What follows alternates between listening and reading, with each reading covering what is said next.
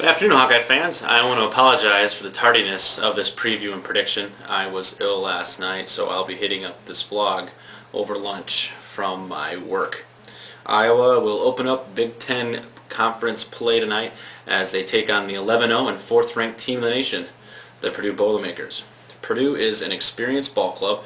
It seems like Grant and Kramer have been there forever. This is another prototypical Matt Painter team. They limit mistakes, and at the same time they make the other team give up the ball quite a bit. Purdue will bring its high-energy pressure D into Carver Hawkeye Arena tonight against an Iowa team that, let's face it, is lacking in depth at the ball handling positions with the absence of their shooting guard Anthony Tucker. Besides playing Tennessee and Wake Forest, Purdue really hasn't played that tough of a non-conference schedule. Their strength of schedule on KenPom is 238th, which is about 75 spots weaker than the Iowa Hawkeyes. Purdue gets a lot of possessions each game because they take care of the ball, and at the same time they create a lot of turnovers. Like Iowa, they don't foul very much, so they keep the other opponents off the foul line as well. The Boilermakers, however, block a lot of shots, yet don't get many of their own shots blocked. This is the polar opposite of the Iowa Hawkeyes. This will be Purdue's second true roadie of the season, although they actually have played 4 different games at neutral sites. So take a look at some of the Purdue players in this one. Take your pick. Everybody in this starting lineup is dangerous and very, very talented. So first of all, let's take a look at Juwan Johnson. He's a long guy. He's a shot blocker. He's got a great inside game, but he can also hit that 15 to 20 foot jumper. He leads the Big Ten in fouls drawn per 40 minutes. The next guy, E'Twaun Moore, he's lit people up when he wants to. He's a steady contributor. He's their leading scorer right now and their leading rebounding guard. He creates his own shot very, very well. Chris Kramer, he's a menace on the D end. He gets a ton of steals each game, and he's a hard-nosed basketball player. He's the kind of guy you hate playing against, but you'd love to have on your own team. He brings a lot of energy to the floor every single night. So what about Robbie Hummel, right? Yeah, sure, he's Mr. Everything for the Purdue Boilermakers. Yet time and time again, Iowa has found a way to limit him. I think he's averaging somewhere around 7 points per game in his career versus Iowa. And he doesn't turn the ball over. He doesn't get into foul trouble. He just does everything very well. So maybe this is the game he comes out of his slump versus Iowa. But so far, the Hawkeyes have limited him in his career. Here's some Temple-free stats to look at. Iowa's defense is #1 in the nation in opponents' offensive rebounding percentage. Gatens and Payne are in the top 10 in the Big Ten in percentage of minutes played. Gatens is at 91.5 and Payne is at 91.7. That stat could catch up to them as the season wears on.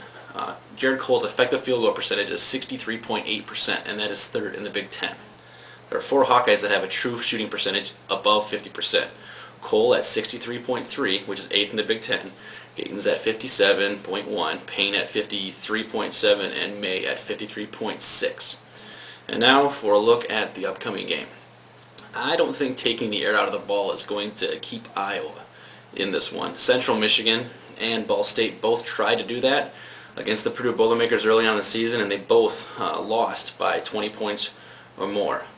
Losing Tucker in this one severely hurts Iowa's chances to pull out the upset. Now I realize preseason I said that this was the one game that Iowa had the best chance to pull out a shocker or to shock the world with, and I still think of all the games to shock the basketball world, this one is it. But without Tucker, Iowa loses its second leading scorer, but more importantly, they lose their backup point guard. No disrespect to John Licklider, but Purdue's guards will absolutely eat him alive if he gets into this ball game. Kramer and Grant and anyone else, E'Twaun Moore, will absolutely take it to him.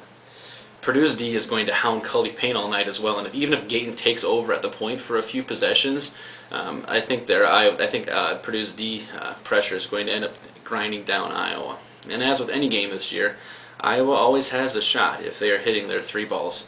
Unfortunately, it's another area that you might have seen Anthony Tucker help out with, and that hurts by losing him. But the benefit, if there is one, of not having Tucker in the lineup is that he was using over a quarter of Iowa's possessions per game, and those have appeared to go to people like Fuller and Cole and Gatens. and those guys have really done well with the extra touches each time down the court.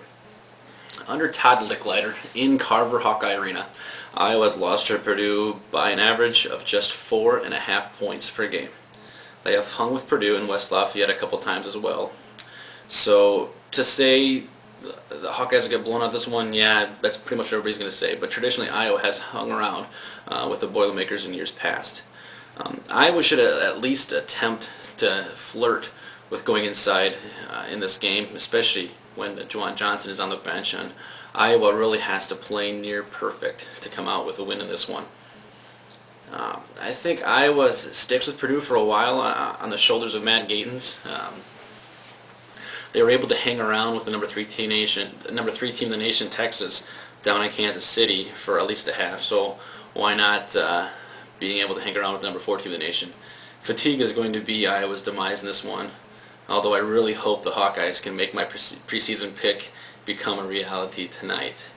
If I have to give a prediction on this one, I don't think Iowa has it in them.